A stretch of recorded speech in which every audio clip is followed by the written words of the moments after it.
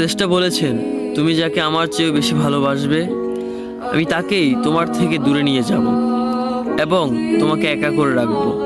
তিনি আরো বলেছেন, কখনো বলবে না তুমি তাকে ছাড়া বাঁচবে না, তবে তাকে ছাড়া আমি তোমাকে বাঁচাবো এবং পিছনের অনুগত সব আবেগ কুড়িয়ে নিয়ে তোমাকে দিব্যি সামনে নিয়ে যাব। তুমি কি দেখো না, ঋতুরাও বদলে থাকে, ছায়া দেয় যে গাছটা শুকিয়ে গেছে। তোমাদের ধৈর্য হারিয়ে যায়, কিন্তু তোমার শ্রেষ্ঠা ধৈর্যশীল এবং পরম দয়ালু। সেই ঝরে যাওয়া পাতার ঢাল থেকে আবারও সবুজ পাতা গজায়। তুমি দেখো না তোমার শ্রেষ্ঠার নিদর্শন, যে মানুষটাকে তুমি নিজের অংশ ভাবতে সেই মানুষটাও একদিন অচেনা হয়ে যায়, তোমার মন ভেঙে যায়।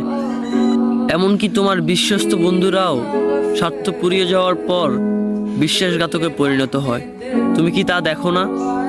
যে মানুষটাকে নিজের জীবনের চেয়েও বেশি ভালোবাসতে সেই মানুষটাও প্রতারণা করে। তবে তুমি কেন চেষ্টার বিমুখ হয়ে মানুষকে ভরসা করো?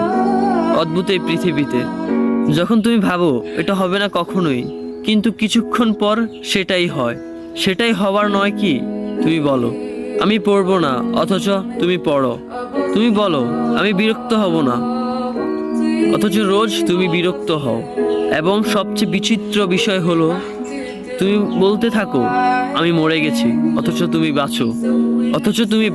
তোমার চেষ্টা তোমাকে বাঁচায়, তোমার চেষ্টা তোমাকে বাঁচিয়ে রাখে। তো শুকরিয়া আদায় করো তোমার সেই সৃষ্টিকর্তা মহান রব্বুল আলামিনের উপর।